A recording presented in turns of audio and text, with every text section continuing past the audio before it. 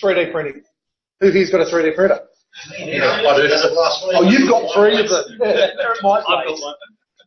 3D printing for Christmas lights. Yeah, there's a heap of things that you can print. Everyone's getting a little present at the moment that includes a 3D printed item. There's cases for transmitters that I believe we'll see. You've had that transmitter. You had that transmitter. We'll see that transmitter floating around later, maybe. The reason I got a 3D printer in the first place was these LED covers. I got a quote off Ray and a few other people from China.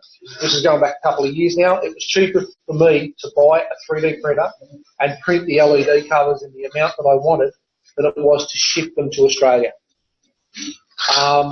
It was ridiculous, the shipping cost. It's certainly come down a heck of a lot now, but that was the reason I bought my first printer, and it's got worse and worse and worse since then. I've now got 3. Not quite, but they're all got different. They're all got different uses and different sort of specs. Gutter clips. These are some of the Christmas items that I printed. Gutter clips. They're ones that are designed to print. Designed to fit my gutters. All the ones that I've found on Thingiverse didn't clip strong enough or weren't strong enough to hold the weight that I wanted. I printed those up. They cost about 5 cents each. I've got them still on my gutters from last year, and they're still white. They're still not broken. What you've got in the packet there, other than lollies, is 2 3D printed. They are printed on a 3D printer, yes. The DaVinci Pro that I have was donated by a guy in Melbourne to do some Christmas light stuff as well as stuff for the local men's shed. One of the things it has is a laser engraver. Hence, you've all got a coaster with 2017 Newcastle Mini, the ACL logo, and a pretty little Christmas tree. So yes, it was done on a 3D printer. Last year, pass those around. Yeah, those that arrived at the meeting last year would have got one of these. I did print one up for Steve, Superman, that was rubber, because he's got a habit of falling off roofs. This is a 12-pointed star. This one doesn't work, so I left it out. That's been out since November last year. I picked it out of the tree on Thursday or Friday. I kind of forgot where I put it, and I went out, but it's still sitting in the tree. That's been sitting out since November. So they do handle, and the reason that that's actually brown, it's araldite holding the parts together. As soon as I hit it with the clear coat to put a UV protecting coat over it, it turned the araldite brown. So that one is coated. This one is coated, and it's been out for 6 months or more. You want to pass them around? Yes. I use it's a UV protecting clear coat designed for cars. I mean, they just colour. Yeah, and my LED covers that have been out for 2 seasons now are slightly yellow. Yeah. But because they're evenly slightly yellow, you're not going to notice it. The T-tubes are the same. Oh, exactly, yeah. In fact, the T-tubes are worse. Power supply covers. Now, we've got some to give away as part of our giveaways today. Meanwhile power supplies. That's designed to slip over the back of a Moonwell to stop you getting access to the nice little 240 volt bits. I will show you the other one, which I'll pass my hand. Someone's going to win. Get the slab. These.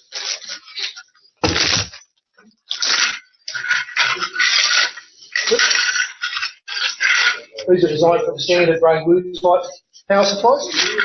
I think they were about 40 cents each to print, 40, 50 cents each. And while we're on here, Beaglebone black covers. I think they're about $1 to print. And Raspberry Pi covers. Yeah, it's a little bit rough, those, but they were sort of knocked out pretty quickly. Pass that around, have a look at it. And up there I've got my 3D printed snowflakes. Again, someone's going to, or two people are going to get to select two. You've got to put them together. I didn't bring pixels for you, sorry. Are there instructions? Yeah, they're up there. Just go have a look at mine. Now, we don't play with Christmas lights. Most sane people don't play with Christmas lights all year round. So there's other things that you can print. Signs. Now, that was on my my gate to stop people actually getting access. That's actually a wine bottle holder. It sits like that. The wine bottle sits there and balances. My daughter's doing a major art project for Year 12. She's making a horse out of horseshoes. Where do you get probably 400 horseshoes? You print them yourself. My wife made a smart comment about printing a garden gnome. That was my response to her. What about a well? Yes, it's sitting on the. She wanted a garden well for 6 or 7 years. It's that high, 3D printed, sits on the mantelpiece. That's my little mate that I printed for. We do a fairly big Halloween thing in Lithgow. That was printed for Halloween. I then used it for Ironfest in Lithgow.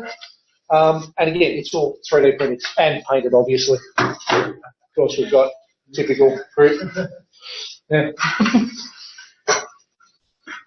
And for photographers like Ben and me, that tend to be a little bit sort of trigger happy. This is actually a holder for SD cards, micro SD cards, adapters, all that sort of thing. 3D printed and 2 bolts, that's it. Covers for batteries, clips for bags. Anything you want to design and print, you can design and print. In the giveaway there, the other little things at the back there, the little blue items. Who here has got Cat5 cables everywhere in their display? Who, when you are unfolding them, or getting them out of the box, it breaks that little bloody tab off the back. That clips on the back of the, when you're putting them in storage, that clips on the end, stops you breaking the tab off. And everyone's got, I think, 4 or 5 in those bags. All freebies. That's it. 3D printing, a lot of fun, a lot of expense when you get people that keep saying, can you print this? Can you print that? And I'm looking at you, Ben. For instance, last year, Ben had a display first year in that house. Yeah. We rocked up to drop something off, I think, wasn't it? Or pick something up? Yeah. I noticed that he had a little issue with his, the way he held the pixels onto little garden stakes. Went home that night, had printed up 10 or 15 of these little caps to go over the garden stakes. 30 of them. It was a bed full of them. So within a few hours, I'd overcome a little issue that I'd noticed in the display. The covers, the mounting points for the feet stand panels. Vinny turned up one day, said, I've got 2 different panels. What can I do? So it took me a couple of days to actually design an adapter because they were different thicknesses, different hole spacings, everything. They're about 2 mil difference in thickness, I think, from memory. So I had to design little offsets on the things. Took a couple of days, printed them all up. Cost probably $20 in plastic. What do you actually use to design 3D? I used to use 123D Design, and then I've moved across to Fusion 360. Yeah. I'm starting to learn that. My first project is actually a GoPro gimbal. I'm about halfway through finishing the design for that. It's working really well. I'm just waiting on some more electronics, basically. So is it when you're drawing, because I've never used stuff like that, when you're drawing stuff, is it sort of, I guess, size perfect? Like you can say that this is going to be 10 millimeters. Yes. And it comes out that way? Yes. Within degrees, I find that, once you get down to 0.1 millimetre, 0.2 millimetre, you get variation. Yes. It's just 10. If you say it's 10 centimetres, it will be 10 centimetres plus or minus a millimetre. And that ends up being your printer and the calibration of your printer as well. What I've done with a couple of mine is printed 230 mil cubes and measured them. And then I've actually changed the X and Y compensation to actually get them at 230 millimetres corner to corner. So my larger printer is within 0.1 of a millimetre, 0.2 of a millimetre, which when you're talking some items, that's not good enough. But when you're talking larger items, that's fine. And then you start using a heat gun and files and, just smash it and make it fit. You find is more user-friendly for a novice? If I had to say start from somewhere, I'd say Fusion 360. Because it's more the way you tend to think. I want to build a thing here, I want to put a hole through it. So you actually add a hole. You can then offset that hole, you can modify that later on.